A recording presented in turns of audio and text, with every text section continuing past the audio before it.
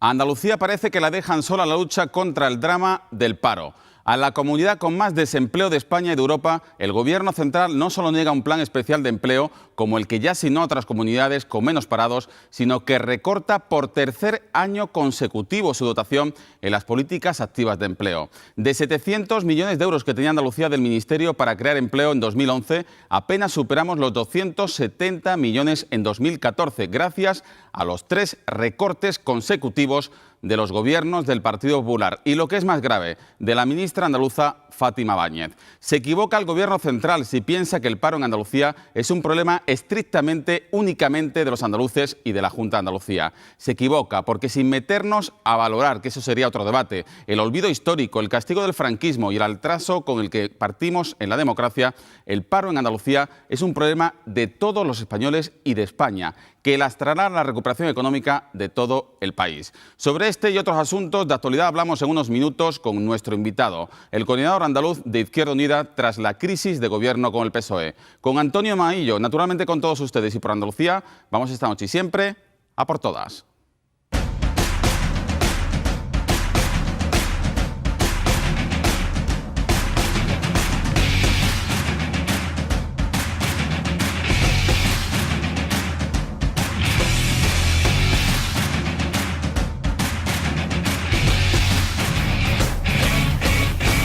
Andalucía, buenas noches. Nuevo recorte de las políticas activas de empleo para Andalucía. En la conferencia sectorial de empleo que ha presidido la ministra andaluza Fátima Báñez esta tarde en Madrid, el Ministerio de Trabajo ha pegado un tajo de 28 millones de euros a nuestra comunidad, con lo que recibirá en 2014 270 millones de euros, un 60% menos que cuando el Partido Popular llegó al Gobierno central. Recordamos las cifras, de 700 millones en 2011 a 298 en 2012, cantidad que se mantuvo en 2013 y que ahora vuelve a rebajarse a 270 millones. La Junta habla de nuevo de castigo, de agresión a Andalucía. Nuestra preocupación viene de la mano de una excesiva falta de información. Asistimos a esta reunión con, como se dice en Andalucía, con faltos de papeles. Tenemos solo el dato de la cantidad que se nos va a asignar a Andalucía, que van a ser unos 27 millones menos que el año anterior, casi un 10%, que se une a un 50% menos desde el año 2012, lo que supone un 60% menos.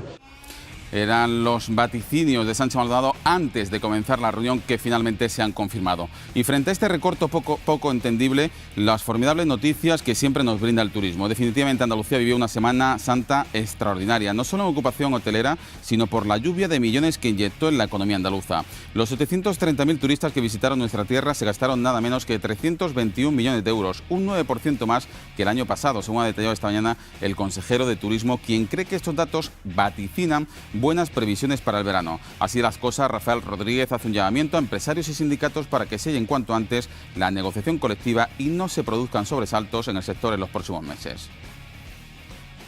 La satisfacción del turista, del visitante, es muy positiva, lo cual es un elemento fundamental para posibilitar que quien nos visita hoy nos pueda visitar mañana y que además quien nos visita hoy haga una adecuada promoción de Andalucía en su zona de origen. Hay que decir que la puntuación máxima la ha obtenido la restauración con 8,8 puntos sobre 10 y la mínima el tráfico con 6,6 puntos sobre 10. Y en un congreso de regantes andaluces, los agricultores han lamentado el tarifazo eléctrico que sufren y el sobrecoste del agua que pagan. Ha sido un tarifazo del cual es casi irresistible. Es una legislación mal hecha, creo que deben de tomar nota los políticos, no se puede llevar esto a cabo porque sería el cordel para ahorcar a los regantes y agricultores. Así las cosas, la presidenta de la Junta, Susana Díaz, se ha comprometido con este colectivo a reclamar hoy mismo ante el Ministerio de Agricultura que los agricultores paguen realmente por lo que consumen. Y es el momento de que hagamos un análisis, una reflexión de por qué no se cambia, no se modifica la normativa estatal que impide que en estos momentos se pague por el consumo y no por la contratación a la que tenéis que estar sometidos durante todo el año. Pues el todavía ministro de Agricultura y Pesca, Miguel Arias Cañete, ha viajado de urgencia hoy a Marruecos para intentar desbloquear el acuerdo pesquero suscrito entre la Unión Europea y Rabat.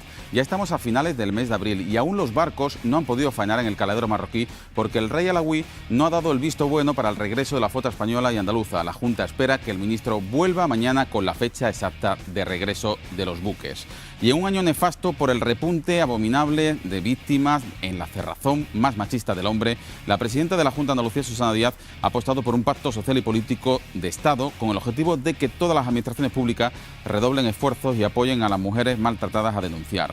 Lo ha dicho en el pleno del Observatorio de Violencia de Género de Andalucía, donde ha señalado que otra de las prioridades es crear un grupo de trabajo específico con los más jóvenes para detectar de forma precoz los comportamientos machistas y violentos en las redes sociales. Y sería necesario un grupo específico para trabajar dentro de las redes sociales y dirigido fundamentalmente a los más jóvenes.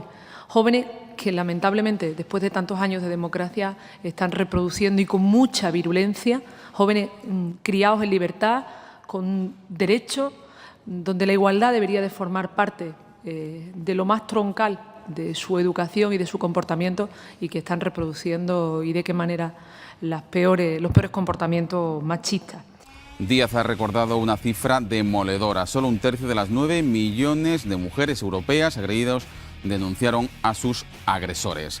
Y en clave judicial, sin novedades sobre la audiencia de Sevilla, que ha comenzado hoy a deliberar el recurso que presentó en su día la exministra y exconsejera Madalena Álvarez, actual vicepresidenta del BEI, contra la segunda imputación y fianza millonaria que le impuso la jueza Mercedes Alaya. Y si la Junta ayer no quiso valorar que la audiencia hispalense revocara otras 2 imputaciones de la jueza Alaya a 2 altos cargos de la Junta, hoy el PSOE sí que lo ha saludado abiertamente. Lo decía Mario Jiménez con críticas muy duras a la instrucción de la jueza.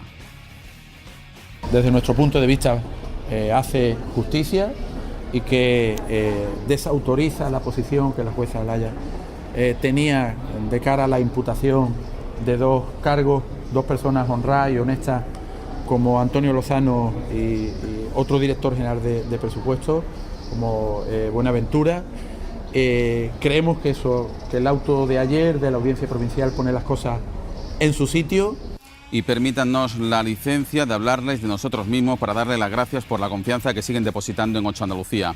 En apenas un año que cumpliremos, el próximo 27 de mayo, nos hemos consolidado como la red de televisiones locales más vista de Andalucía, con una media de 600.000 telespectadores diarios según la primera oleada del EGM de 2014.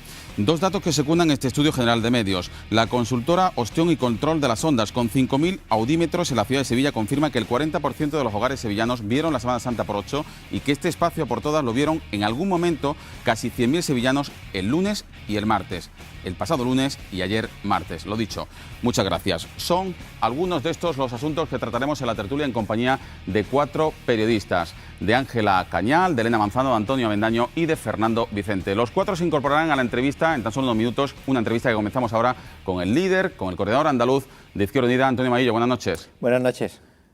Bienvenido de nuevo. Encantado de estar aquí. ¿Por tercera vez o de cuarta? Ya dudábamos, ¿no? Dudábamos si es la tercera o la cuarta, pero siempre estoy encantado de venir. Por cierto, aquí. ¿se siente más cómodo cuando le llaman líder?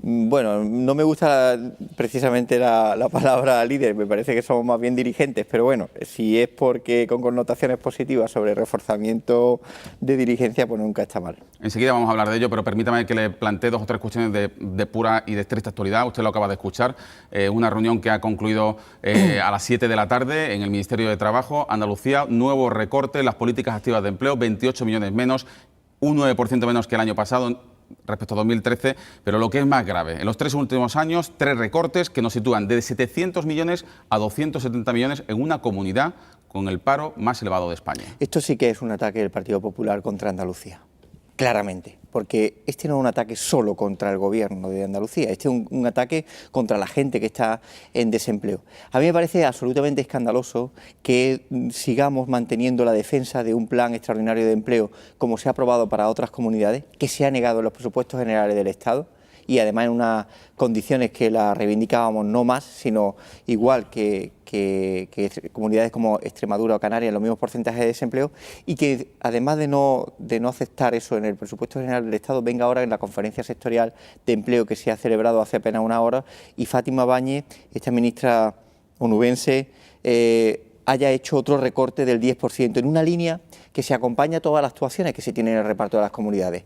Este es el mismo porcentaje que se tuvo en la disminución del reparto de la PAC, de la Política Agraria Común, que no olvidemos, Andalucía ha sido la única comunidad que por culpa del gobierno del Partido Popular se ha bajado también un 10,33% en lo que es los programas de desarrollo rural. No estamos hablando de las ayudas solo, las ayudas directas a los propietarios, que ha bajado el 13%, sino que estamos hablando de los grandes programas de desarrollo rural.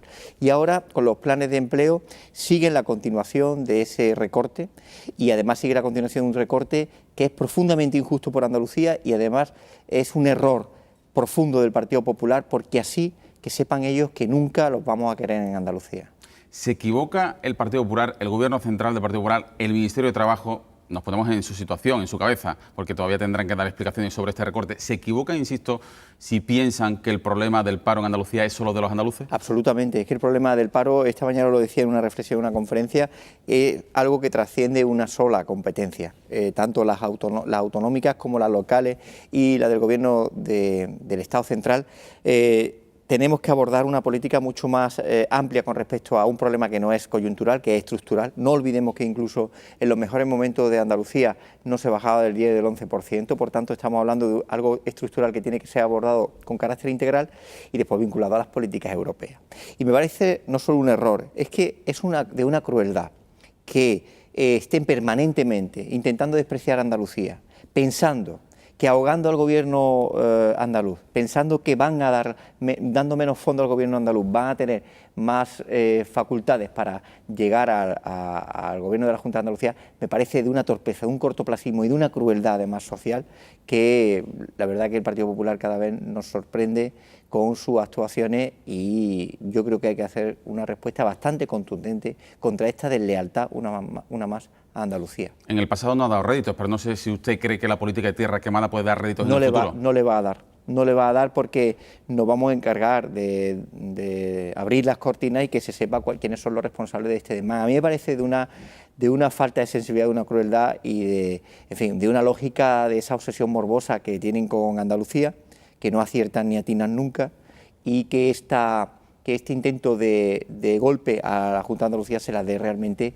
a la gente que tiene una expectativa de empleo, y que con esta reducción aún más, estamos hablando de casi 500 millones de euros menos que hace 3 años, cuando los porcentajes de paro son mucho más elevados. Crecido exponencialmente. Por tanto, se ha producido una inversión en proporción inversa con respecto al crecimiento de los porcentajes de desempleo, una falta de lealtad institucional que empieza a ser la línea continuada del Partido Popular, y nosotros no solo la lamentamos, sino que vamos a salir fuertes contra estas tomas de decisiones tan crueles del Partido Popular y del Gobierno de Madrid. ¿Será una buena oportunidad de exteriorizarlo el próximo 1 de mayo? Yo creo que el 1 de mayo tiene que ser una razón más para salir a la calle y mostrar nuestra indignación contra estas políticas de discriminación clara contra Andalucía. Solo una cosa más sobre el paro, señor Maillo. ¿Le preocupa o está satisfecho con lo que se está hablando del empleo, del paro en Europa en la precampaña de las elecciones europeas? A ver, el problema es que... Porque prácticamente no estamos escuchando nada. El problema es que no solo no se escucha nada, sino que ahora mismo, nosotros de Izquierda Unida desde luego tenemos una prioridad, que es la que no tiene el Banco Central Europeo, y queremos abordar en el debate europeo el problema del paro por una razón, porque tenemos que abordar un cambio de Europa y un cambio de la regla del juego que condiciona las políticas autonómicas. No hay que olvidar que, y reconocemos que tenemos un esfuerzo de dificultad pedagógica para decirle a la gente lo importante que son estas elecciones.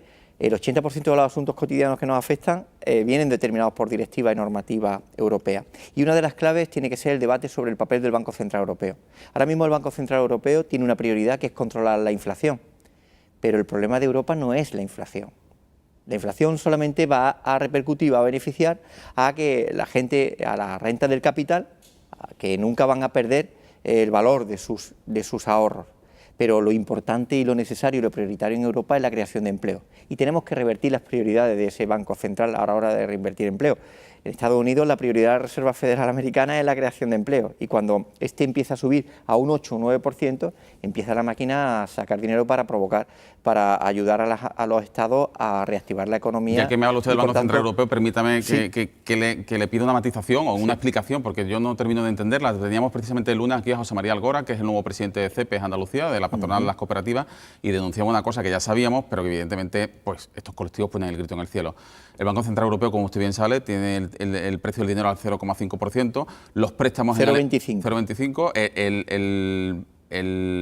Es la segunda parte que le iba a comentar al Banco Central Europeo, que hay que debatir, efectivamente. Pero el Banco Central Europeo tiene en sus estatutos prohibido prestar directamente dinero a las administraciones públicas, a los estados. Lo presta a los bancos. Lo presta a los bancos al 0,25. Se lo vende al 0,25 y los bancos lo venden a los estados al 4, 4,5, al 5 o al 6,5, como es el caso del plan de proveedor a los ayuntamientos.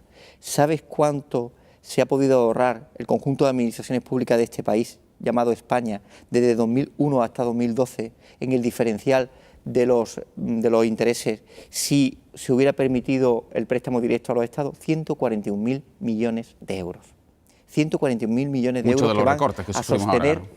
Bueno, muchos de los recortes no, por encima de los recortes que se han producido. Estamos hablando de un modelo de Banco Central Europeo que se ha hecho desde la política, desde las decisiones de los estados soberanos, para sostener el sistema financiero y bancario, y por tanto desde la política nosotros queremos reivindicar una modificación de esos estatutos y de esa prioridad del Banco Central Europeo. Usted me ha llevado una variante, yo le voy por la otra variante, porque evidentemente usted dice lo que se podían haber ahorrado las administraciones. Y ya le pregunto, lo que se podían haber ahorrado los particulares, porque evidentemente, por ejemplo, en Alemania, nos decía el presidente de CEPE, los préstamos de los bancos están al 2,5%.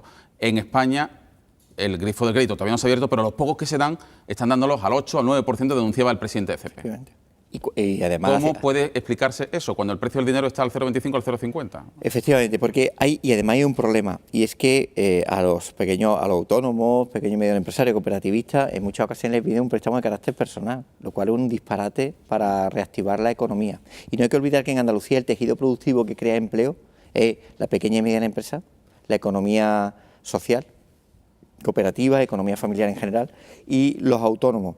Y tenemos que abordar este debate porque hay una modificación en los tipos de cambio que hacen que España sea uno de los países con los intereses bancarios más elevados, ¿no? Permíteme que le pregunte antes de entrar pues, en la situación de Izquierda Unida, en la crisis de gobierno con el PSOE, sobre dos asuntos de supuesta corrupción. Bueno, quitemos lo del supuesto, la macrocausa de los ERES, que está en fase de instrucción, evidentemente, pero sí me gustaría preguntarle por cómo valora usted la instrucción que está haciendo la jueza Mercedes Alaya, sobre todo después de los últimos episodios en los que, le reitero, la audiencia de Sevilla revoca dos nuevas imputaciones de la jueza Alaya. Anticorrupción le pide que despiece y lo eleve al Supremo. Ella sigue preimputando y notificando al Congreso y al Senado y al Parlamento de Andalucía cosas que no están dentro de sus competencias. En fin, ¿cuál es su valoración sobre la instrucción que está haciendo la magistrada? Nosotros, desde Izquierda Unida, con carácter general, siempre decimos que los caminos de la justicia no deben intervenirse desde el punto de vista político, pero sí hacemos una valoración política del caso.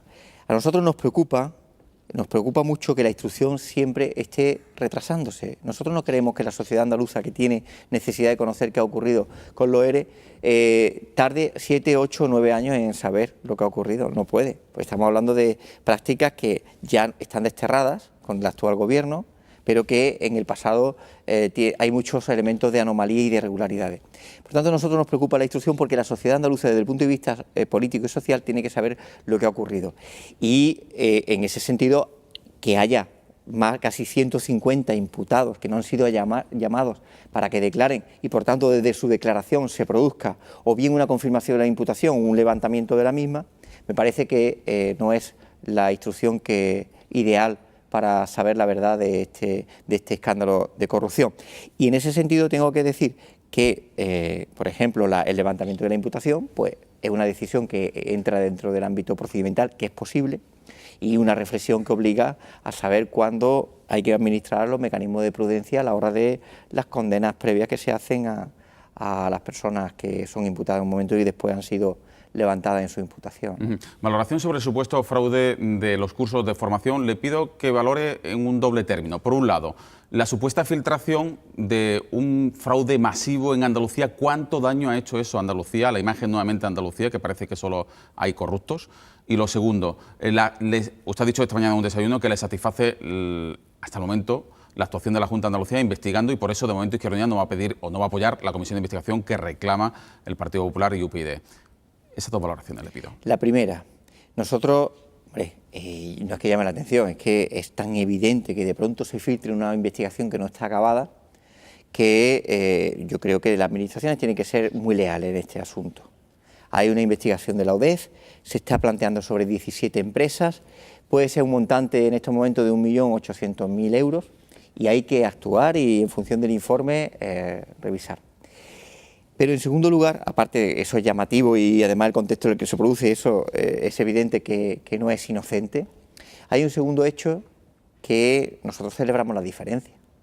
Aquí se ha pasado de otros gobiernos en la Junta de Andalucía que negaban la mayor ante cualquier episodio de anomalía o presunta corrupción o irregularidades, a un gobierno que investiga detenidamente y con criterio los expedientes que pueden ser objetos de irregularidades. Y nosotros decimos que como Izquierda Unida quiere saber la verdad, porque nosotros lo que queremos es saber la verdad, y la verdad se puede conocer de muchas fórmulas, desde luego, con estas actuaciones nosotros vamos a conocer los informes y las conclusiones que se extraigan.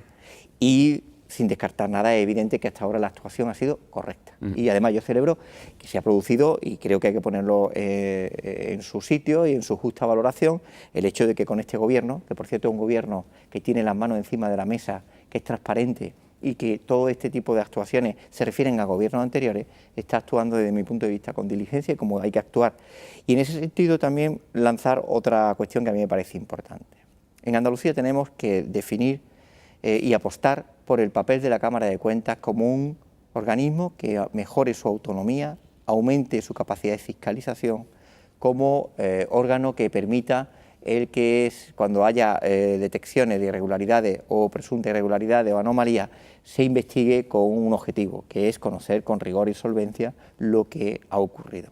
Ahora, el uso de otros mecanismos para montar circos y tener titulares diarios, pues mire usted, si tenemos que concentrarnos en que sepamos la verdad. El caso de los ERE, la comisión de investigación nosotros lo dejamos muy claro. Nosotros quisimos la comisión de investigación porque sin eso no había acuerdo de gobierno.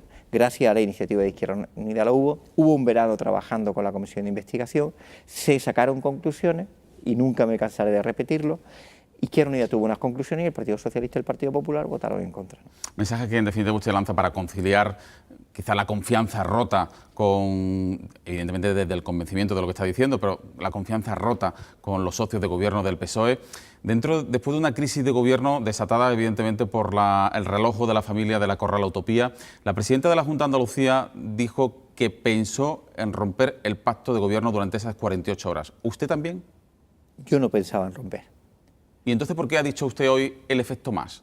Cuando dice, cuidado con el efecto más de adelantar elecciones... No mezclemos las cosas. Una, la crisis de la Corralá... Porque usted todavía teme que pueda haber adelanto electoral. No, que va. Mire, yo quiero un poco abordar esto desde dos puntos de vista. Permítame la deliberación, pero me parece oportuno el detalle. Por un lado, nosotros hablamos de que cuando se publicó el decreto, que nunca tenía que haberse publicado en Boja, nosotros dijimos, aquí hay una suspensión del acuerdo político, que solamente se va a levantar cuando se derogara el decreto. Y así se hizo y se cerró.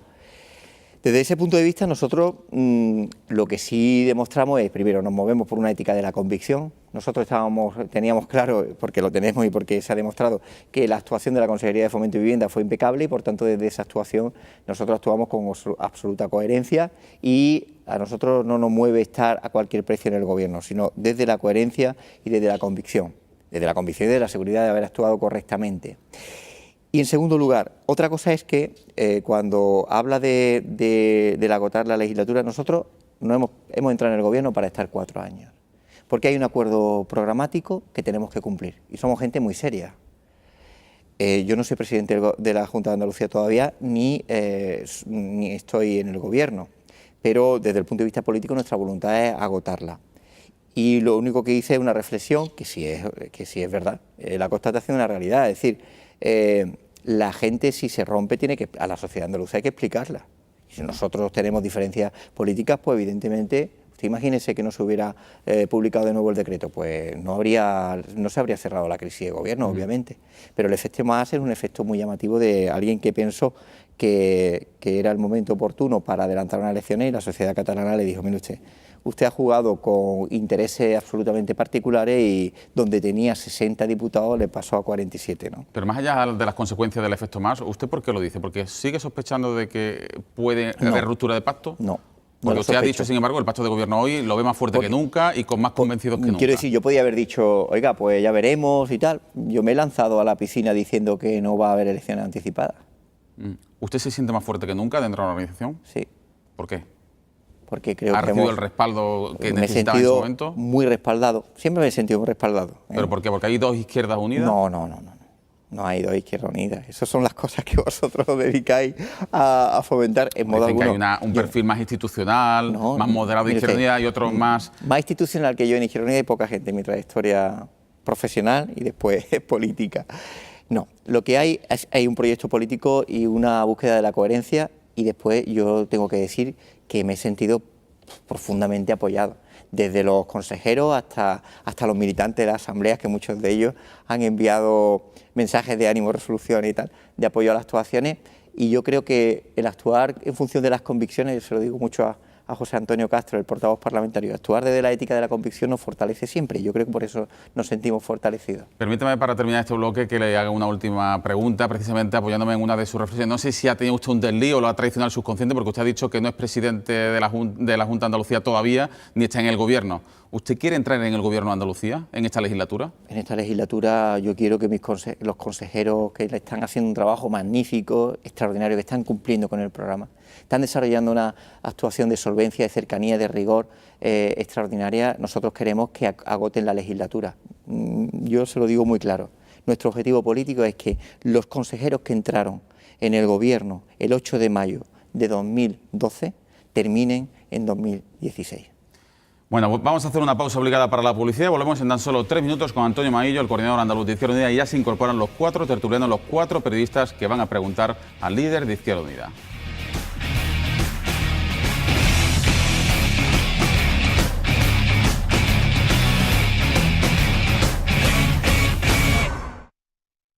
Seguimos esta noche a por todas con el coordinador andaluz de Izquierda Unida, Antonio Maillo. El próximo 25 de mayo, elecciones europeas.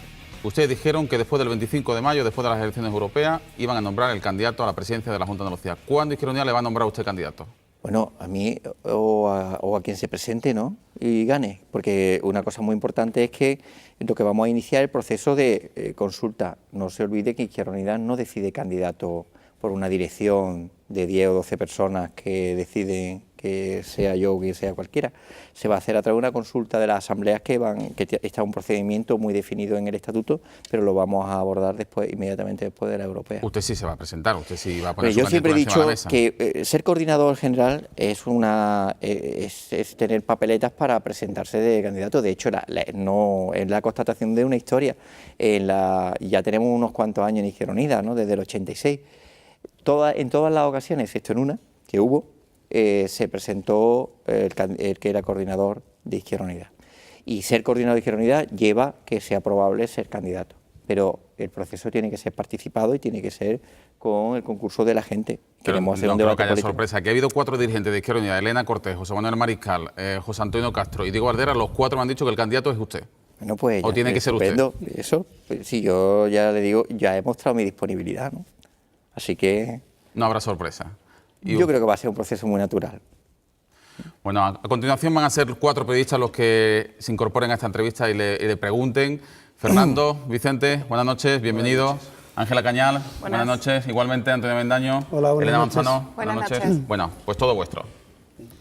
Bueno, pues yo voy a empezar por una cosa que me sorprendió ayer en la televisión haciendo zapping. No me acuerdo exactamente a qué hora, pero sí sé que era en una cadena que es de la Iglesia o controlada por la Iglesia, que es 3DTV, y era un antecesor suyo que se llama Luis Carlos Rejón, que ocupó el cargo de máximo responsable de Izquierda Unida en Andalucía.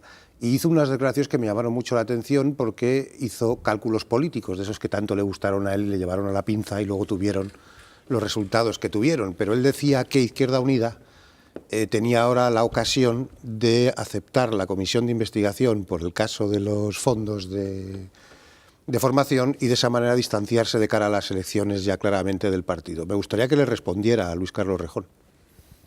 Bueno, yo no respondo específicamente a nadie, simplemente a la reflexión que usted hace. Nosotros queremos saber la verdad de cuántas anomalías y, desde luego, somos y vamos a seguir implacables con la corrupción. Y en ese sentido, la lucha contra la corrupción y la búsqueda de transparencia tiene una parte retrospectiva, que es lo que ha ocurrido en anteriores gobiernos y que, por tanto, al tratarse de recursos públicos, tiene que abordarse sin atajos. Y por otro lado, la prospectiva, que es la obligación que tiene el Gobierno, que apoya a Izquierda Unida, de establecer un marco mucho más duro y contundente de transparencia y de evitar la discrecionalidad en el uso de los recursos públicos. Ya se está avanzando. Cuando se habla de la necesidad de la comisión de investigación, yo digo, nosotros hicimos la comisión de investigación de los ERE. Y se hizo porque Izquierda Unida lo propuso, por dos razones. Una, porque en la anterior legislatura, cuando la pedimos, no fue posible porque el PSOE tenía mayoría absoluta y la rechazó. Y dos, porque el Partido Popular apoyará todas las comisiones de investigación en Andalucía, pero en Madrid las niega todas. Todavía estamos esperando comisión de investigación sobre Bankia y Gürtel. Y tres, nosotros abordamos la comisión de investigación. Hubo un verano entero. Llegaron expresidentes de la Junta, todas aquellas personas que decidieron los grupos parlamentarios. Sacamos conclusiones. Y el Partido Socialista y el Partido Popular rechazaron las conclusiones. Pero nosotros las tenemos, por cierto. Todavía no han sido superadas por la instrucción de la jueza Alaya. Y nosotros queríamos que se supiera la verdad de los ERE y queremos que se sepa. Y también queremos que se sepa si hay las irregularidades sobre la actividad de formación. ¿Qué cambio ha habido? Que antes había gobiernos que cuando salían estas anomalías se encerraban y decían que eran conspiraciones judeo-masónicas poco menos. Y ahora hay un gobierno en el que está Izquierda Unida que dice que se investigue, que lleva siete meses investigando no solo lo que ha salido filtrado, que esa otra, sino todas las actuaciones. Y como eso va a contribuir a saber la verdad, lo veremos en las conclusiones. Y por tanto actuar en función de ese análisis. Porque lo que queremos saber es que se sepa la verdad y el mejor mecanismo. También hay que abordar el papel fundamental que debe tener la Cámara de Cuentas. La Cámara de Cuentas tiene un trabajo riguroso, contrastado, muy profesional, que permite trabajar con el sosiego, pero también con la contundencia sobre las actuaciones llevadas y la fiscalización de actuaciones vinculadas a ayuda a empresas, etcétera, etcétera. También es otro mecanismo para saber la verdad. Y la comisión de investigación, que también es un mecanismo para saber la verdad, también está ahí y nunca se puede cerrar a ella. Eso es evidente. Pero sí tenemos que aprender de los procesos para saber los que se utilizan de manera perversa para hacer todo un circo que impide conocer con profundidad la investigación, porque tú no puedes hacer un circo en una comisión de investigación y al final rechazar las conclusiones que te llevan a saber la responsabilidad. Eso es una frivolidad en la que ha caído el Partido Popular. Y nosotros lo que queremos es saber la verdad, y además se va a saber, ¿eh? Pero no les quepa la menor duda que con Izquierda Unida del Gobierno se va a saber la verdad si es que hay anomalías e irregularidades sobre la ayuda a la formación o la ayuda a la empresa. Pero independientemente de eso, en el comentario que hacía Luis Carlos Rejón había un cálculo político. Es decir, está hablando de que va pasando la legislatura y tendrá que llegar el momento en el que Izquierda Unida tendrá que separarse de su actual socio de gobierno. En el gobierno. Y él iba por ese cálculo, por ese cálculo político. Ya he dicho al principio que él además utilizó ese tipo de cálculos políticos, es el que estableció la pinza, hizo una coalición con la Alianza Popular para hacerle imposible la vida a la Junta, que acabó con un desastre electoral para ambos. Es decir, yo lo que les preguntaba era más por esa parte política. Nosotros no vamos a hacer cálculos políticos a la hora de gestionar el gobierno. A nosotros nos parece que quien aplica en el gobierno cortoplacismo comete un error. Y no somos nosotros los que estamos aplicando cortoplacismo. Y hay otras partes que creo que cometen un error cuando establecen una táctica muy cortoplacista a la hora de abordar determinadas decisiones. Porque el gobierno de Andalucía es muy importante. Es muy importante. Es que estamos gobernando la comunidad más poblada de España. Tú no puedes abordar un gobierno de 4 años de una forma seria con una situación económica como la que está, donde las preocupaciones de la gente cuando se levanta no es qué dice Periquito y qué dice Menganito, que hay mucha endogamia en el debate político que no sale de Sevilla, y las preocupaciones son el empleo, que es la principal concentración de energía que tenemos que hacer. Por tanto, eso de cálculo político, yo a lo mejor soy muy mal calculador político, pero tengo muy claras las prioridades, que es ser útil a la gente. Y en esa utilidad a la gente estamos en un gobierno, pero hemos demostrado, con mucha pedagogía y a pesar del escepticismo de muchos, que estar en el gobierno no significa tener que estar de acuerdo con quien tú gobiernas. Tenemos que aprender la cultura de la coalición. Y una cultura de la coalición, que es una cultura de la coalición entre dos partidos, que tienen autonomía, tienen diferencias, pero que se ponen de acuerdo en un ámbito programático. Y que eso no te hace perder, en fin, tu visión estratégica de las cosas. Y por otro lado, yo creo que es muy importante que sigamos haciendo cumplir el programa electoral, y yo sinceramente en el debate europeo a mí no me constriñe en modo alguno y de ninguna forma a la hora de lanzar nuestra propuesta de apoyo electoral de la sociedad andaluza el estar en un gobierno andaluz, porque estamos con un acuerdo programático que hay que cumplir por ambos, pero eso no quita que nosotros abordemos las críticas que consideremos a los que han actuado, pues bueno, en la complicidad con las políticas europeas que nos han llevado a este desastre, ¿no? Yo le quiero preguntar por el caso de la Corral a la Utopía en Sevilla, por el realojo que causó en la crisis de gobierno con sus socios, con el PSOE. Esta mañana en el desayuno informativo le han preguntado por su relación con Diego Valderas, con el vicepresidente de la Junta. Usted ha dicho que es muy buena, que es excelente, pero yo quiero preguntarle si usted está de acuerdo con la postura que ha adoptado Diego Valderas en esta crisis de gobierno. Hay quien apunta a la posibilidad de que él haya podido estar un poco más cercano a la parte socialista del gobierno, muy tibio con la defensa férrea que Izquierda Unida ha hecho de la necesidad de realojar a todas Diego las familias. Valderas ha estado con su coordinador en todo este proceso. Ha estado detrás de su coordinador en la definición de la estrategia que se ha llevado aquí, con la lealtad que a él le caracteriza permanentemente. Por tanto, en ese sentido, yo lo he dicho antes a Fernando, yo sinceramente me he sentido más respaldado que nunca en una situación complicada donde en el análisis político que hacíamos en las reuniones, porque aquí no se decide unilateralmente, usted sabe que Izquierda Unida, en fin, funcionamos bastante democráticamente, y yo no me he sentido en modo alguno que él ha estado con la dirección política y sin matices además. En este caso, si se volviera a repetir la situación, ¿Izquierda Unida volvería a actuar de la misma manera? ¿Han hablado de cómo actuar en futuros casos con sus socios socialistas para poder evitar otra crisis? Pero actuar de la misma manera es que Izquierda Unida actuó conforme a norma. Lo hemos defendido siempre, no Izquierda Unida, la Consejería de Fomento y Vivienda. Y además se ha demostrado.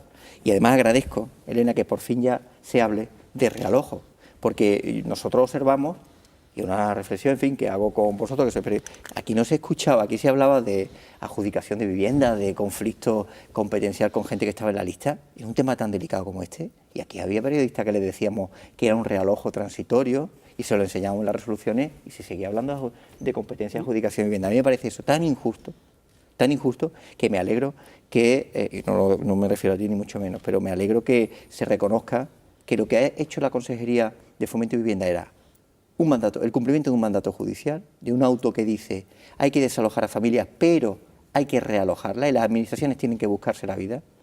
Y no 17 o 22, 300 familias que diga un juez que hay que realojar porque está en una situación de exclusión social o de menores, 300 familias que tienen que romperse la cabeza los ayuntamientos, la comunidad autónoma, el gobierno central para encontrar una solución. Y por otro lado, una solución que es de carácter transitorio y que es un realojo que no tiene nada que ver con una adjudicación de vivienda. Y yo creo que se ha actuado como dijimos, como hemos pensado, y esa es una tesis que yo he defendido desde el primer momento, hemos actuado con toda legalidad, impecablemente. Y como se ha actuado impecablemente, no tenemos que rectificar. Y por eso el decreto que se aprobó se derogó. ¿No tiene un cierto temor de que ahora que la pelota está en el tejado municipal, pues bueno, que los informes municipales puedan rebajar las expectativas de cara a esos realojos de esas personas? El Estado, un Estado serio, tiene que funcionar con la confianza de los técnicos que hagan el informe. Como, quiero decir, una familia que no tiene vivienda, que no tiene dónde dormir, eso no hay, es decir, eso no se puede modificar. Yo creo que, vamos, los informes de los técnicos tendríamos que analizarlo, pero estamos hablando de informes que van a estar en el foco de la sociedad andaluza y donde no hay duda ninguna. Es que son, vamos a ver, a mí me parece, de verdad, la reflexión que se está haciendo, poniendo el foco en familias que en su mayoría no tienen dónde dormir, porque no hay dudas sobre esas familias que se han realojado. La prueba está que las 8 familias siguen en sus casas, en esta vivienda con carácter transitorio. Y si hubiera habido ese día 17 viviendas, 17 familias que habrían entrado. Pero no hay que olvidar 2 cosas. ¿Cuál es el origen de este conflicto? El primero, que cuando, después de 23 meses en la Corrala, el día antes de cerrarse un acuerdo entre Ibercaja y Junta de Andalucía, la delegación del Gobierno del Partido Popular revienta con el desalojo, porque podía haberlo hecho el 25 de febrero, que fue cuando salió el auto, y sin embargo hubo un acuerdo implícito de todas las administraciones por resolverlo. Ha habido un interés del Partido Popular en que esto no saliera bien, no estaban dispuestos a que saliera bien. Y en segundo lugar, cuando la Consejería de Fomento y Vivienda, que es una consejería que cuando empieza este Gobierno tenía en su haber 600 viviendas vacías y ahora no tiene ninguna, y había 600 viviendas vacías y se procedió a un proceso de alquiler a precio asequible, tenía 10 viviendas, proyectó 8 para dejar 2 en caso excepcional también de realojo, de incendio, de casa en ruina, en fin, y le pide al Ayuntamiento 9. El Ayuntamiento de Sevilla tiene 528 viviendas vacías. ¿Qué hace el Ayuntamiento de Sevilla con 528 viviendas vacías, habiendo 334 familias en Sevilla con una necesidad urgente habitacional? ¿De qué estamos hablando? Y el Ayuntamiento de Sevilla no responde satisfactoriamente ni ofrece esas viviendas, porque si lo hubiera ofrecido, que son viviendas con carácter transitorio, se le ofreció o cesión gratuita o recompensada económicamente, pues no tendríamos ningún conflicto. Y estamos hablando de un derecho de la vivienda, de un conflicto social profundo, de situaciones de exclusión social y de voluntades por resolver, en el caso de la Consejería de Fomento y Vivienda, y voluntades por reventar, en el caso del Ayuntamiento de Sevilla. En este sentido, lo que estaba preguntando Antonio, a futuro hay 8 familias que ahora mismo han sido realojadas en pisos de la Junta. Hay otras 9 que hubo un compromiso de estudiar la situación. No sé ahora mismo en qué situación están esas familias y dónde están. Y sobre todo la cuestión es si el Ayuntamiento, con los informes de los técnicos que se encarguen, determina que parte de esas 8 familias no entrarían en los criterios de exclusión. Establecemos, la Consejería de Fomento asumiría esos informes. ¿Qué es lo que pasa a partir de ahí? Vamos a ver los informes.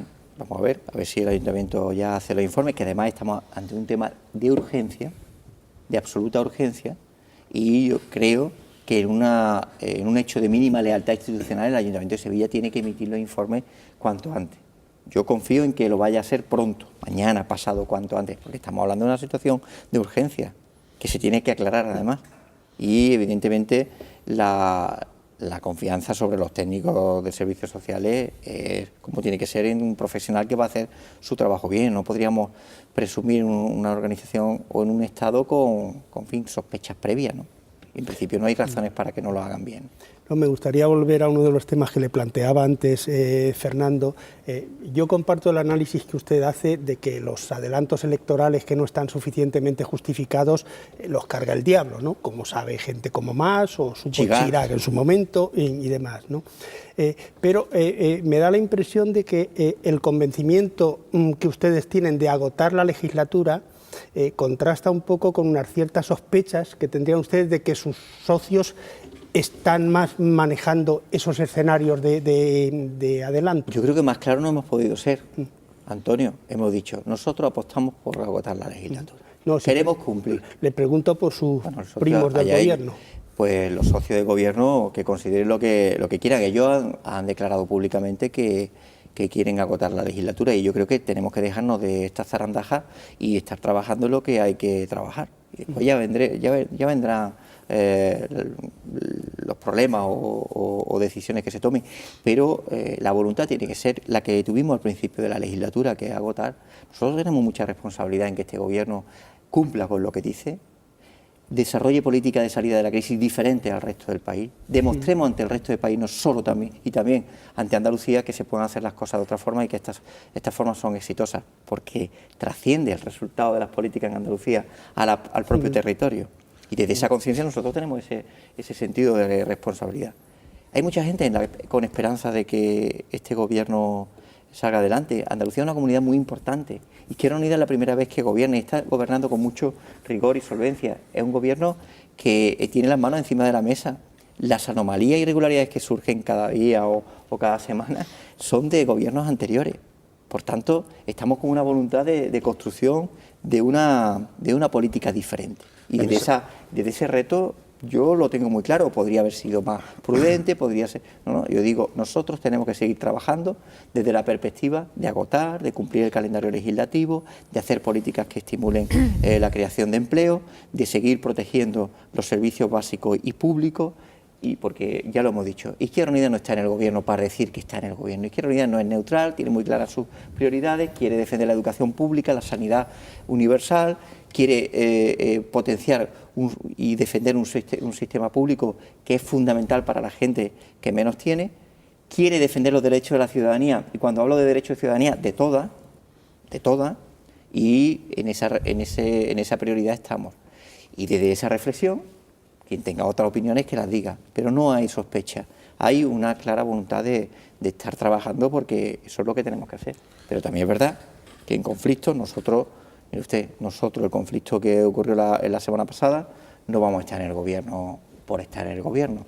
Se cometió una situación anómala que no procedía al acuerdo que tenemos, y hasta que no se normalizó... ¿Ni ha dejado secuelas en el gobierno esa crisis? No, hay voluntad de que no. Porque hay voluntad y hay responsabilidad que tiremos para adelante, ¿no? ¿Cuál es su relación con la presidenta de la Junta? Esa es la pregunta de todos los días. Sí, porque tiene interés, evidentemente, la que actuó de una manera que a Izquierda Unida no le satisfizo fue la presidenta de la Junta con ese decreto. No sé si en el sentido que pregunta Antonio, eso ha podido un poco quebrar las relaciones. Que no se pueden quebrar porque estamos en coalición, estamos en un gobierno. Digo la suya personal con la presidenta de la Junta de Andalucía. No se puede, eso es una frivolidad, no se puede. Es que nosotros somos representantes de dos organizaciones políticas que están sosteniendo el gobierno más poblado de España, y por tanto desde esa responsabilidad tenemos que actuar. Lo demás es en esa relación frivolidad. de gobierno de coalición que decía antes, que hay que aprender a gobernar en coalición. Hoy se ha producido, yo no sé si estoy equivocado, una cosa que me ha llamado la atención en el Parlamento de Andalucía, la Comisión de Agricultura, en la que a mí me ha dado la impresión de que Ignacio García, que es el diputado que iba a preguntar por el tema de Deoleo, que para mí es clave en Andalucía, una tragedia, efectivamente, pues le ha hecho una propuesta a la consejera que yo creo que la ha pillado totalmente fuera de campo. Le ha propuesto que la agencia IDEA ponga dinero, entiendo, porque para eso es la agencia IDEA, financie la creación de un pool de cooperativas andaluzas es decir, esto se convierte, por lo tanto, en un tema de gobierno que sale desde el grupo parlamentario de Izquierda Unida, pero que no parece que se hubiera hablado antes con esa misma consejera o con ese gobierno andaluz. Pero tenemos, es decir, eso es gobernar de una manera un poco rara, ¿no? Quiero decir, sorprender al gobierno con propuestas... No, porque en el gobierno se tiene muy claro, en las dos fuerzas políticas se tiene muy claro cuál es la postura con Deoleo. Es una tragedia, es decir, cuando estamos hablando de nuevo modelo económico, y uno de los sectores más importantes en la economía andaluza, que es el agroindustrial, la única empresa que tiene capacidad de distribución de aceite de oliva, donde el 75% de la producción se escapa a Italia y el valor añadido sale de nuestra frontera, que una empresa como Deoleo pierda, es decir, entre un fondo de inversión británico que tiene el arraigo, en fin, que todos sabemos, que es lo que hemos aprendido en otras ocasiones y no se puede repetir, también con la industrialización, que es empresas que se sitúan por el estímulo de la ayuda, y cuando desaparece la ayuda desaparecen las empresas. Bueno, esto hay que abordarlo, y tenemos la voluntad, las dos fuerzas políticas apoyamos a la consejera de Agricultura para buscar fórmulas y reivindicar en el Gobierno central el apoyo del SEPE a Deoleo, y en esa voluntad, independientemente de las fórmulas que pudieran hacerse, está el núcleo central de nuestra política, que es totalmente coincidente. Sí, pero yo no me refería, yo estoy totalmente de acuerdo con eso, efectivamente, es una empresa financiera, va a buscar maximizar el beneficio para sus inversores, un fondo de inversión, no estamos hablando de aceiteros. Pero yo lo que hablaba no era tanto del caso concreto de Deoleo, que me parece efectivamente importantísimo, sino de cómo se gobierna desde Izquierda Unida y el PSOE. Es decir, si ¿sabía la consejera previamente que se le iba a hacer esa propuesta en el Parlamento o no? No lo desconozco. Lo que sí tenemos que, es decir, todos tenemos que aprender. Estamos en una experiencia inédita, pero no me dirá usted que en las previsiones que había en los medios de comunicación, en sectores de la sociedad andaluza, sobre la duración de este gobierno, se han incumplido todas. Yo decía hace poco, tiene usted razón. Aquí ha habido mucha Casandra frustrada. Ustedes saben lo de Casandra, ¿no? Que la pobre era magnífica en las profecías, pero nadie le echaba cuenta entre ellas. Bueno, pues aquí mucha gente quería acertar, le echaban cuenta, pero nunca acertaba. Es decir, una Casandra invertida, por decirlo de alguna forma. Y decían, no, pues esto no dura más de 6 meses.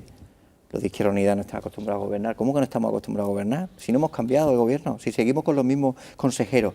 ¿Qué digo consejeros? Los mismos consejeros, los mismos viceconsejeros, los mismos directores generales y directoras generales. Solamente un cambio, que ha sido el mío y por voluntad propia cuando fui nombrado coordinador general. ¿Qué me dicen sobre estabilidad? Que se lo pregunten a otros, que han cambiado presidente de gobierno o consejero. Pero no quiero decir esto. Es que a lo largo del desarrollo de este gobierno, pues no se va a superar el primer presupuesto. Bueno, se ha superado, pero el segundo, bueno, pues ya llevamos 2 presupuestos. Pero les ha costado. Vamos a ver, es que estamos en un contexto de crisis. Sería una irresponsabilidad aprobar unos presupuestos en un contexto de dificultad, con un gobierno central ahogándonos, en el que reducen, sobre el plan de ajuste de hace 2 años, reducen 1.220 millones de euros menos a Andalucía. Y con eso, nosotros, en lugar de hacer caso a Montoro, que nos dice, oiga, le reducimos transferencias y le obligamos a una política de déficit mayor, consiga liquidez a través de la privatización, lo tiene muy fácil como en Madrid, etcétera. Liquide televisiones, privatice hospitales y privatice centros de salud y obtiene rédito, y nosotros no nos negamos.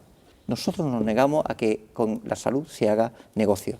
Y en ese contexto de dificultad sería una frivolidad que aprobáramos los presupuestos como si fuera una fiesta. Venga, última pregunta, Ángela. Sí, yo le he escuchado decir varias veces después de esta crisis que el gobierno de coalición sale fortalecido de esta situación, incluso que usted personalmente como líder también se siente más fuerte que nunca, se lo escuché en alguna entrevista.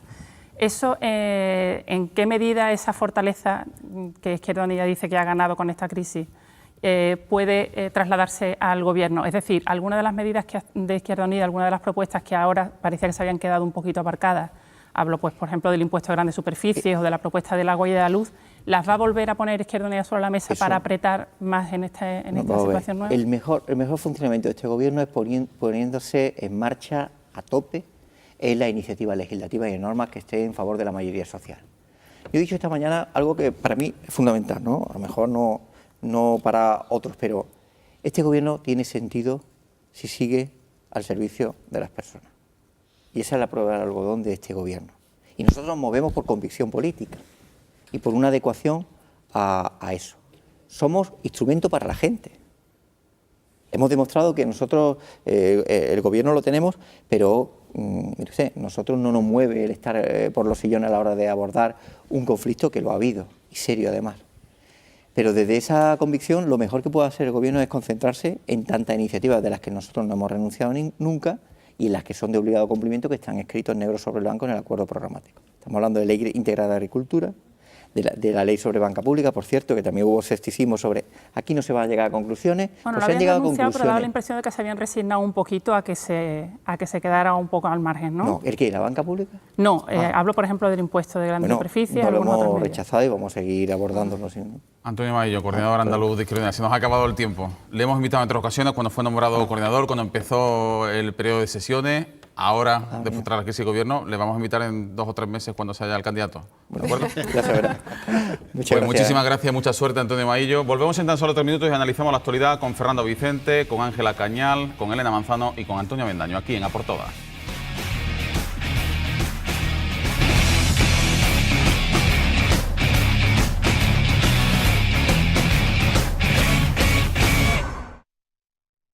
Tiempo de tertulia en A por Todas en compañía de Ángela Cañal, de Elena Manzano, de Antonio Avendaño y de Fernando Vicente, a quienes planteo como primer tema de análisis pues la noticia que decíamos en portada, aquí en A por Todas, esa decisión del Ministerio de Trabajo en la Conferencia Sectorial de Empleo de reducir un 9% más las políticas activas de empleo que van a llegar a Andalucía. En total 270 millones, 28 menos que el año pasado y lo que es peor, un 60% menos, 430 millones menos que hace 3 años, cuando el Partido Popular llegó a la Moncloa. A ver, Antonio, empiezo contigo. Bueno, es que, en fin, es que me faltan palabras porque las palabras que me vienen no son para decirlas aquí. Me parece un disparate tal, me parece digamos, hacerse trampas en el solitario, porque al final los parados de Andalucía son de todos y la falta de argumentación del Gobierno al hacer los recortes, deduzco esa falta de argumentación porque cuando se ha hablado de este tema, igual que cuando se ha hablado de por qué no un plan de empleo para Andalucía, nunca el Gobierno ni el Partido Popular de Andalucía acierta a dar argumentos convincentes de por qué no, porque no hay argumentos convincentes. El paro nuestro es tan pavoroso que, en fin, que yo sigo sin entenderlo y me gustaría que, si la ministra no es capaz de explicarlo, que el presidente del PP andaluz intente explicarnos esto, exactamente esto. Sí, va a ser interesante conocer la opinión del presidente del Partido Popular, sobre todo por lo que tú apuntabas, que Andalucía tiene un 37% de paro y ese descenso de pronto parece poco... Se entiende poco. Además, yo he visto datos de última hora, tampoco los he podido analizar. Cantabria va a recibir 20 millones, que supone un 5% más, y se consolida como una de las 5 comunidades que tiene un mejor grado de ejecución de las políticas activas de empleo. Entonces, bueno, chocan un poco esos datos y habrá que esperar y analizar a qué se ha debido ese descenso, porque en los últimos años ha sido muy grande. Hombre, yo creo que se va a tener que esmerar bastante el Ministerio para explicar cómo ha hecho el reparto, y no solo el reparto en general, sino que es que cuando llegó el PP al Gobierno ya le pegó un tajo a las políticas de empleo para todo el país grandísimo, ¿no? Creo que de un 50%, que se explicaba ya muy poco en el momento en el que llegó bajar las políticas de empleo, en un momento en el que el paro estaba disparado, ¿no? Pero ya si bajamos al detalle, en Andalucía, que es una comunidad que tiene unas necesidades muy específicas, pues nada, ni plan extraordinario de empleo, del que sí han disfrutado, sí se han beneficiado otras comunidades, y ahora mismo un 9% menos de dinero sin ningún tipo de explicación y de justificación. Y además no solo Cantabria, Galicia también recibe más fondos que el año pasado. Entonces tienen que explicarlo con mucho detalle porque no se entiende en absoluto. Bueno, yo creo que lo explican. Lo que pasa es que no nos lo dicen claramente, pero lo explican. Yo creo que es un tema ideológico. Ellos no creen en las políticas activas de empleo, no hacen más que efectivamente reducir el dinero para las políticas activas de empleo, porque ellos lo fían todo a otro tipo de reformas, como la de la reforma laboral. Ellos entienden que la creación de empleo tiene que ir por la vía de la reforma laboral y no por la vía de las políticas activas de empleo, que siguen siendo para ellos meras subvenciones, y la subvención es algo que les parece anatema ideológicamente hablando. Yo creo que esto está detrás del problema, que tiene mucho que ver con la explicación que no nos dan, pero que está ahí, y que en el fondo sí nos lo están diciendo. Ideológicamente ellos están en contra de las políticas activas de empleo. Esa es la opinión que yo tengo. Y además creo que es así porque no hace un año, no hace 6 meses, ni un año y medio que el Partido Popular está en el Gobierno, que se enfrenta al problema principal del país, que es el paro, y no hay ningún plan, no ya para Andalucía, no hay ningún plan concreto de empleo, de lucha contra el empleo, que no sea la reforma laboral. Prácticamente lo único que han hecho es la reforma laboral, y hablar de la reforma laboral, facilitar el despido, etcétera.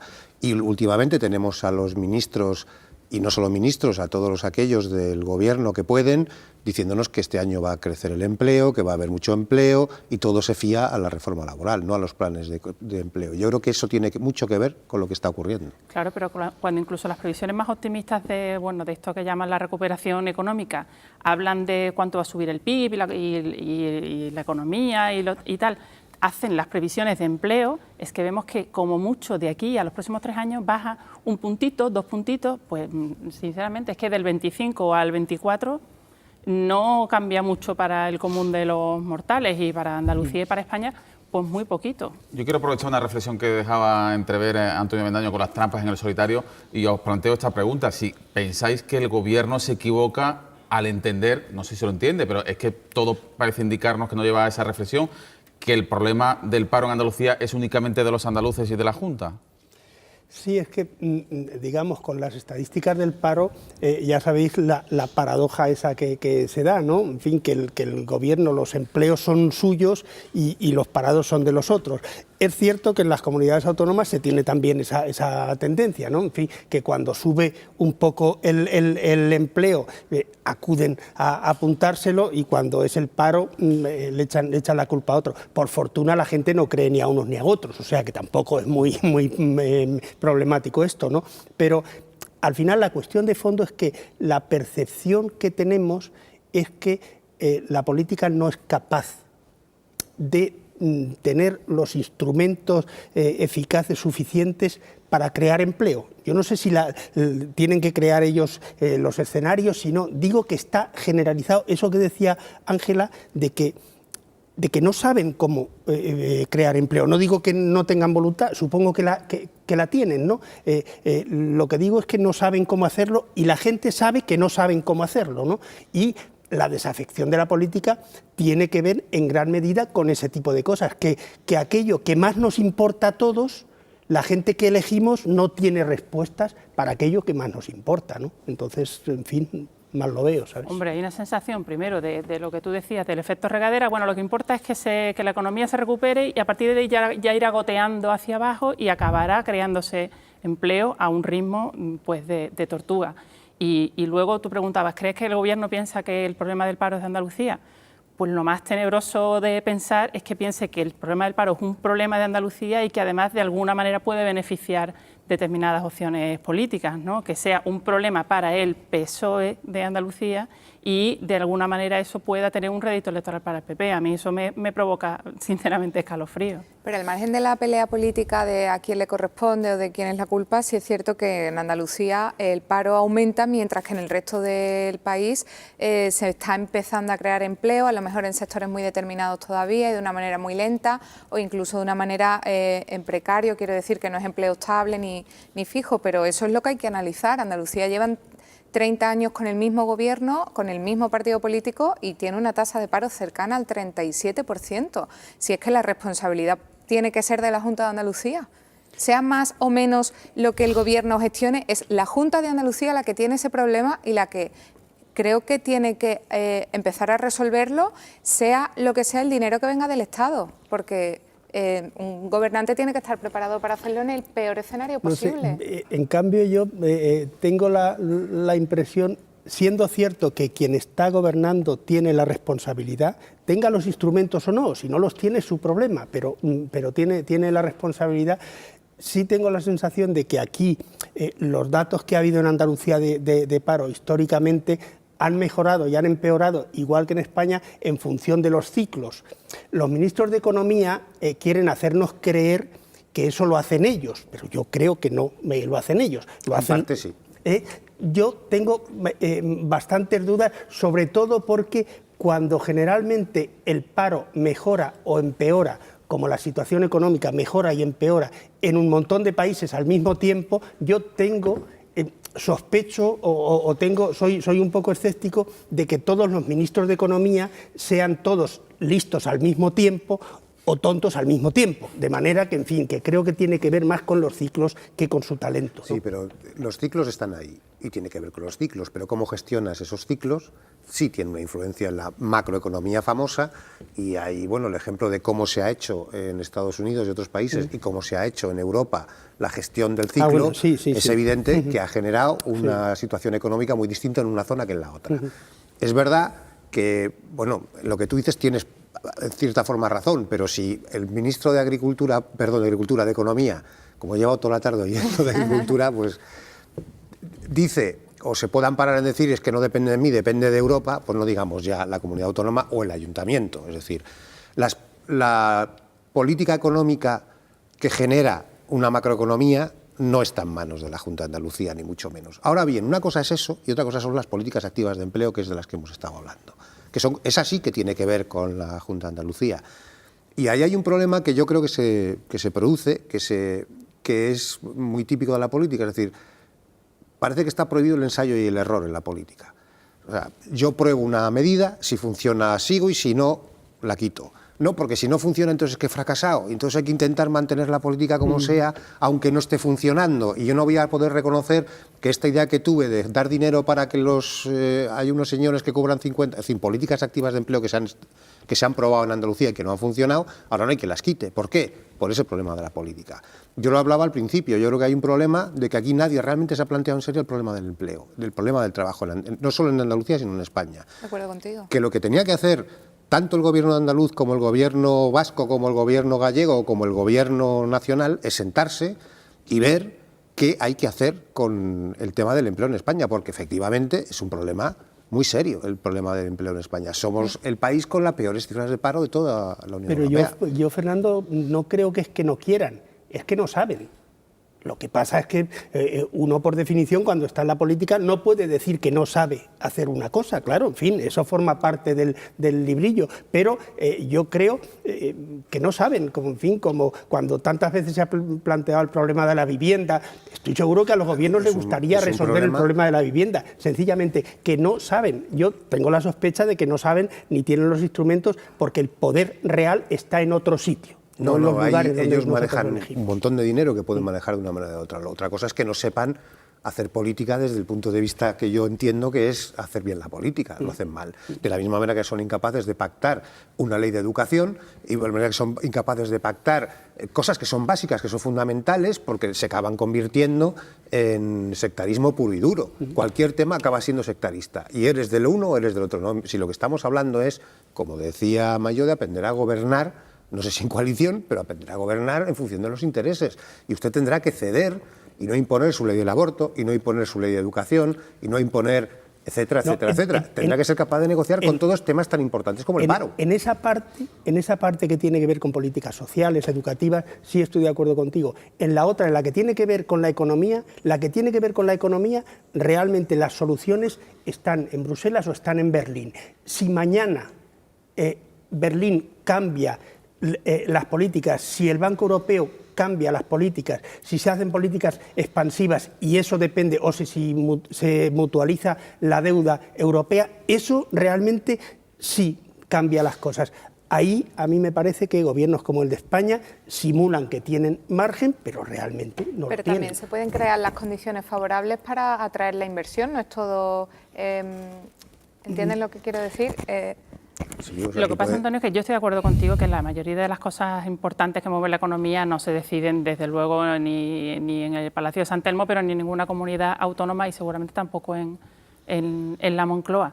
Y sin embargo pienso que Andalucía reciba 20 y tantos millones menos ¿sí influye en el empleo? No, claro, sí. O sea, ni va a multiplicar el paro por 2, ni si le llegaran 200 millones más iba a resolver el problema del paro en Andalucía. Pero por supuesto que sí resuelve muchas situaciones individuales de muchísimos pues, obreros de la construcción que necesitan encontrar otra manera de ganarse la vida y que eso es una de las cosas para las que sirven las políticas activas de empleo. Bueno, vamos a introducir el último elemento de análisis, el segundo que pongo en 15 a la mesa. Os pido brevedad, vamos a tener aproximadamente un minuto cada uno antes de irnos a Mundo Blog y a la columna de cierre.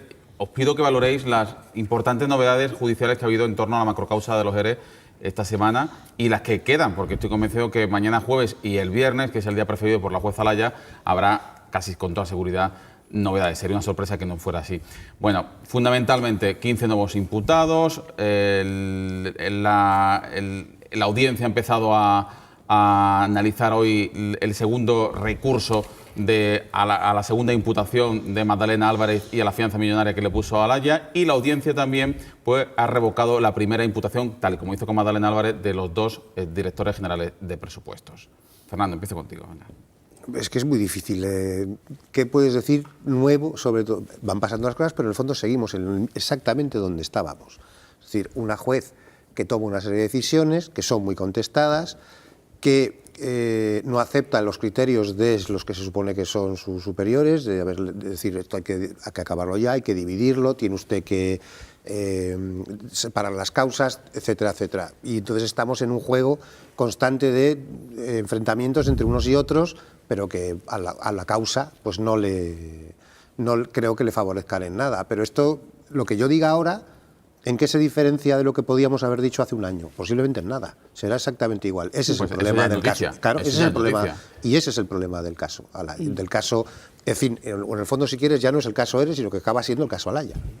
Yo, dos cosas. Primero, un recordatorio sobre la sensación de indefensión que tienen muchos imputados. Pues ayer, por ejemplo, que conocimos lo de Antonio Lozano y Buenaventura Aguilera, claro, se ha tardado en resolver su recurso 9 meses, 9, y 7 el recurso contra su embargo.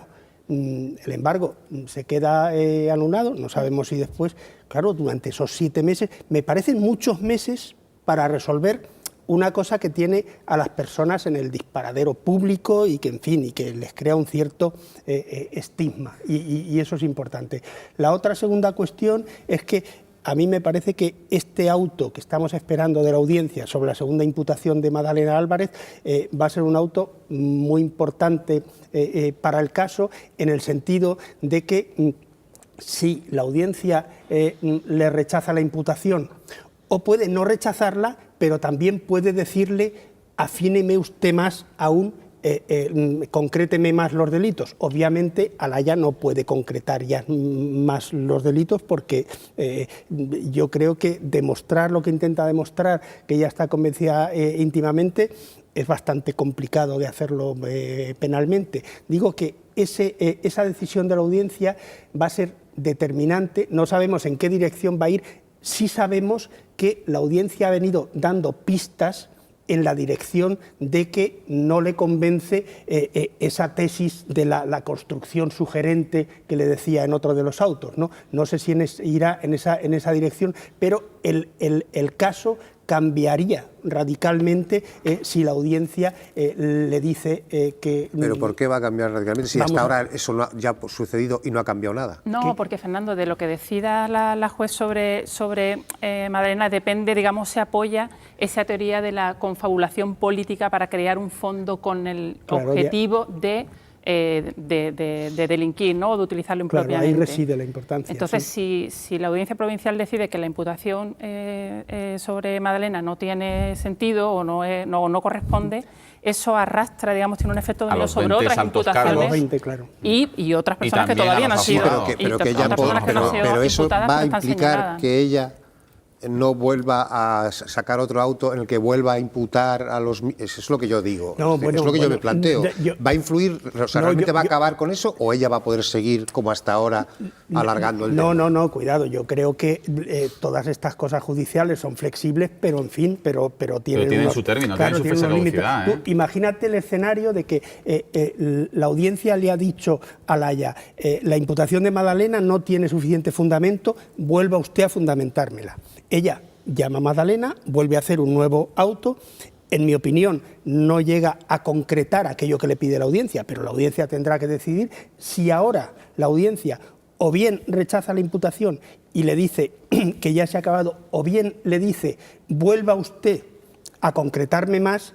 Ese vuelva usted a concretarme más lo que estaría diciendo es: usted no tiene elementos para imputar a esta señora. Eso tendría, sería, como decía Ángela, determinante, porque entonces estaríamos investigando la gente que ha robado, los intrusos, no estaríamos en esa parte política de la que realmente, la que le da también el alcance que tiene este caso, ¿no? Brevemente, Elena. Bueno, sí, va a ser un punto de inflexión muy importante la decisión que tomen, que se producirá de aquí a...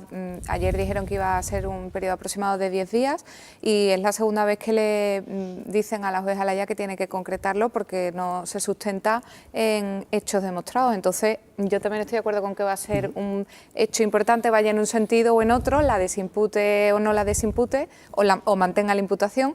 Y bueno, habrá que esperar porque este caso parece que está el final cerca, pero después siempre vuelve a pasar algo más y sigue habiendo novedades y, como decía Fernando, parece que nunca acaba. Bueno, vámonos no a Mundo Blog, pero sí a ese escenario que tenemos cada semana aquí en A por Todas de gamberreo, en el que encontramos en Helen Santiago el azote de las redes sociales, el azote de los frikis en Internet. Llega Helen Santiago, Kilda Blog. Esto está pasando y yo voy a enseñároslo. Hoy vamos a hablar del síndrome ASMR, que es una sensación descrita como hormigueo cerebral o se me ha acabado el ibuprofeno. Para hacer vídeos de ASMR, el requisito fundamental es poner voz susurrante o de Naswan Inri. Vídeos que ponen a prueba tus emociones y tu sueño.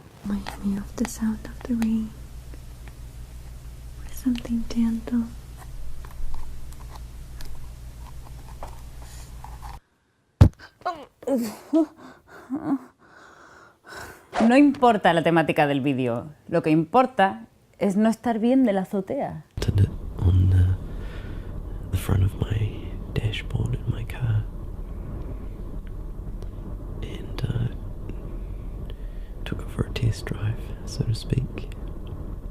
Así es, amigos, el típico taxista pesado y violador.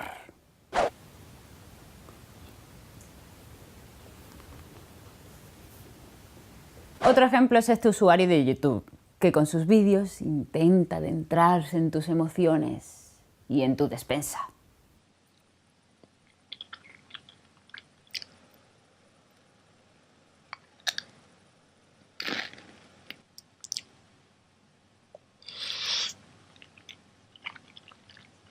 Cosas de comida, imágenes de nariz para abajo. Vamos, esto es el Instagram de un feo.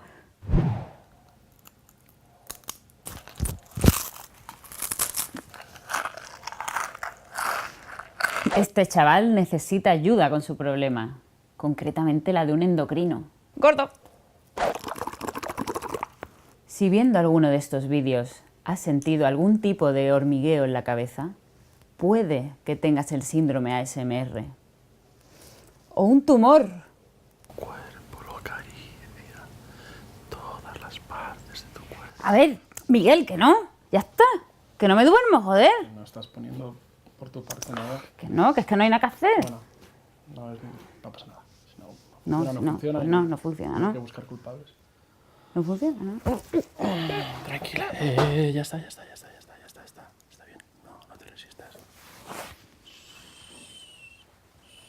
Vamos.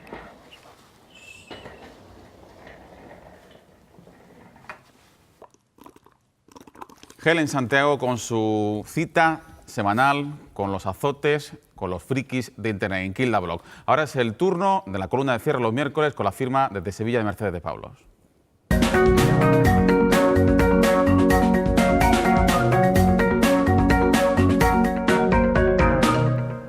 Hola, buenas noches.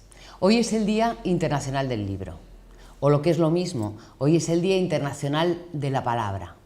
La palabra, ese nombre que en español, el español que usamos usted y yo, pero también el español de Borges, de García Márquez, de Elena Poniatowska, de Cortázar, de Mario Vargas Llosa, en ese español significa el cumplimiento de la promesa dada.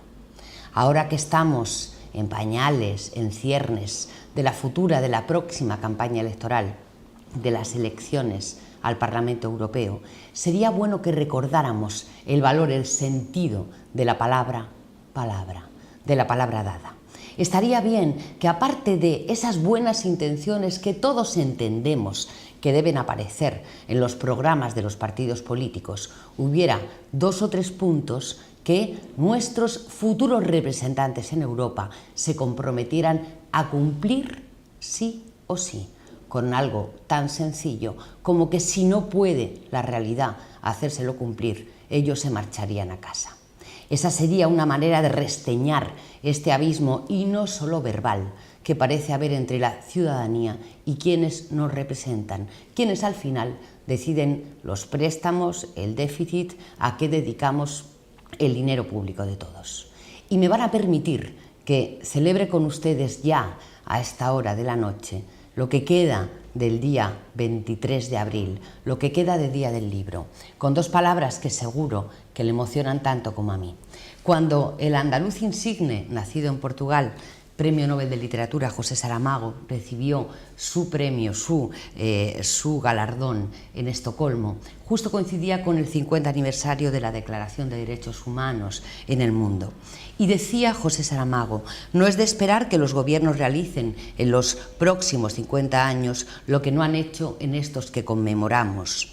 Tomemos entonces nosotros, ciudadanos comunes, la palabra y la iniciativa.